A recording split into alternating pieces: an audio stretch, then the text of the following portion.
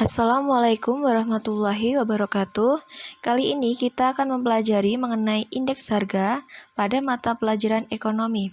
Nah, langsung saja. Yang pertama, ada pengertian dari indeks harga. Indeks harga disebut juga dengan tingkat harga. Indeks harga digunakan sebagai ukuran yang menunjukkan berbagai perubahan yang terjadi pada harga dari waktu ke waktu. Dengan kata lain, definisi indeks harga adalah perbandingan antara harga-harga suatu barang dalam tahun berjalan dengan harga rata-rata untuk tahun dasar. Nah, tahun dasar yang dijadikan patokan ini dalam menghitung indeks harga suatu barang adalah ketika perekonomian sedang dalam kondisi baik dan stabil.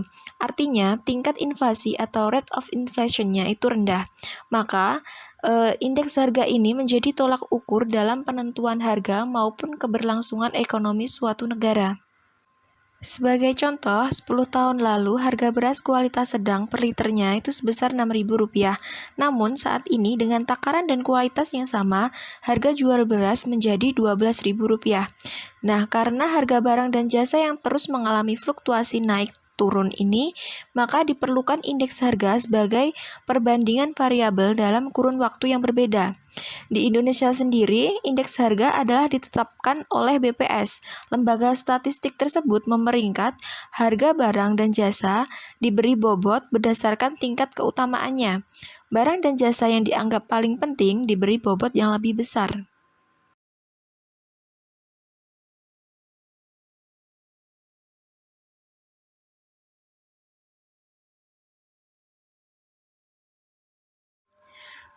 Baik, materi yang selanjutnya ada jenis-jenis indeks harga.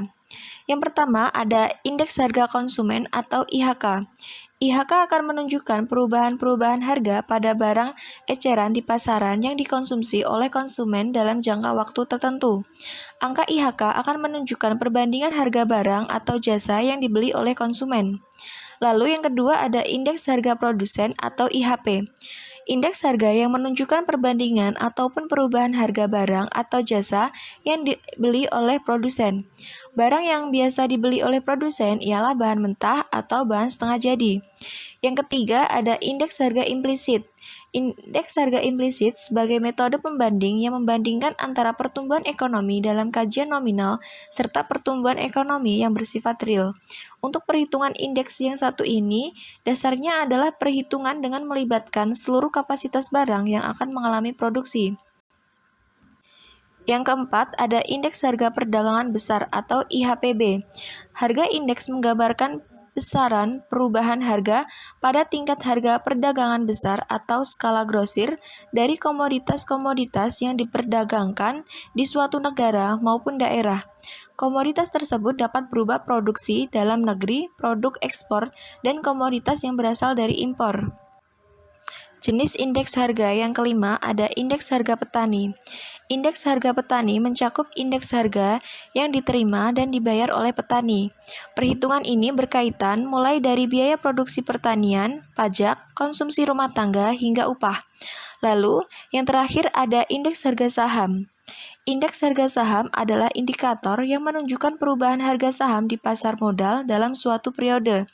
Dengan indeks harga saham ini, dapat diketahui tren pergerakan saham sedang naik, stabil, atau lesu. Jenis indeks harga saham antara lain indeks harga saham individu dan indeks harga saham gabungan.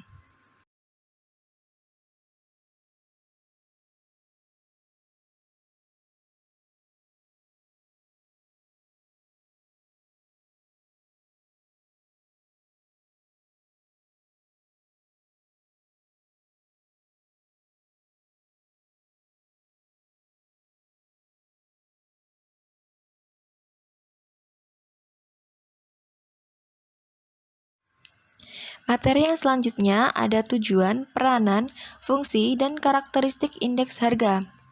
Yang pertama ada tujuan indeks harga, yaitu digunakan sebagai alat ukur dalam melihat tingkat ekonomi dari suatu periode ke periode lain. Yang kedua, mengukur tingkat inflasi dalam negara. Yang ketiga, digunakan oleh pedagang untuk menentukan harga jual produk. Yang keempat, pedoman untuk mengatur upah gaji buruh serta menyesuaikan kenaikan gaji buruh jika terjadi inflasi.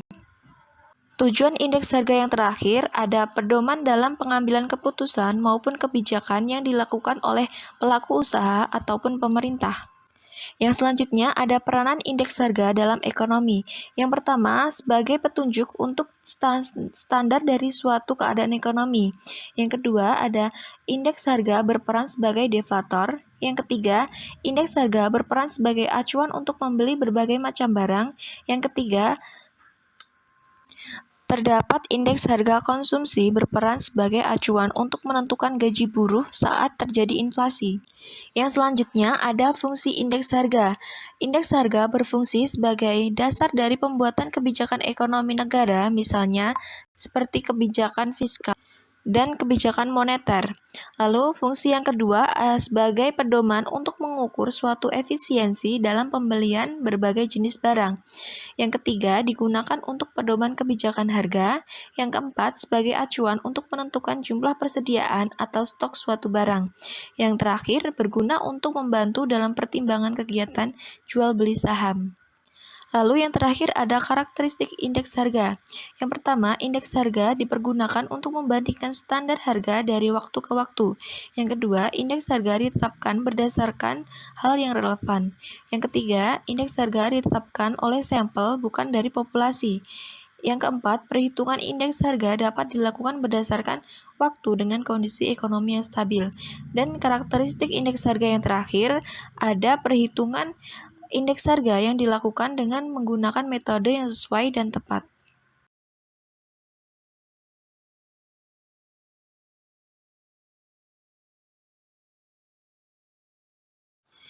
Yang selanjutnya ada metode perhitungan indeks harga. Yang pertama, metode indeks harga tak tertimbang. Angka indeks dalam metode ini dihitung menggunakan metode agregatif sederhana dan meliputi indeks harga nilai dan juga kuantitas. Kita juga dapat melakukan perbandingan perubahan harga rata-rata pada tahun tertentu terhadap harga pada tahun-tahun sebelumnya. Nah, berikut ini merupakan rumus yang dapat digunakan melalui metode indeks harga tak tertimbang. Lalu yang kedua ada metode indeks harga tertimbang.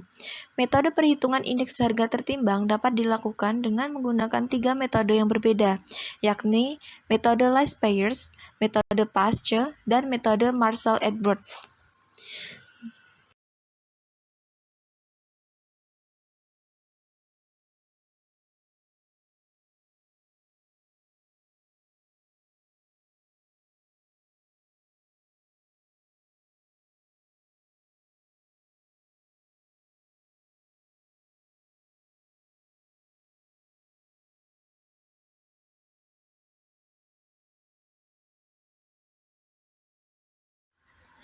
Nah, berikut ini adalah rumus-rumus yang terdapat dalam metode indeks harga tertimbang, yaitu yang pertama itu metode Last Payers, yang kedua ada metode Pasche, yang ketiga ada metode Marshall-Edwards.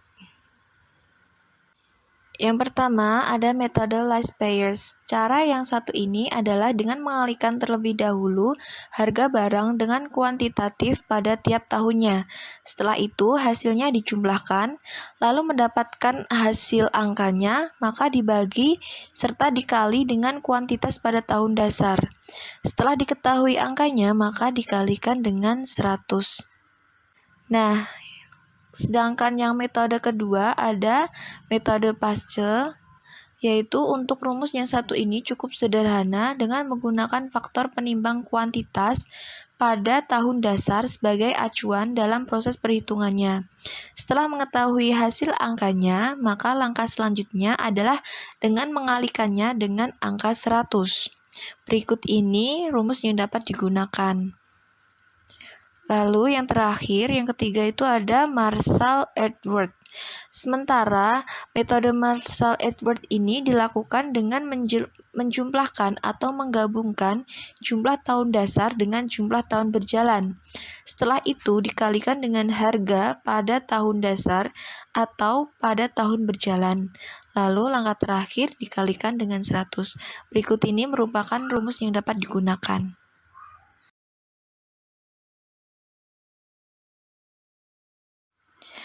Baik, materi yang terakhir ada cara menyusun indeks harga. Berikut ini adalah langkah-langkah penyusunan indeks harga.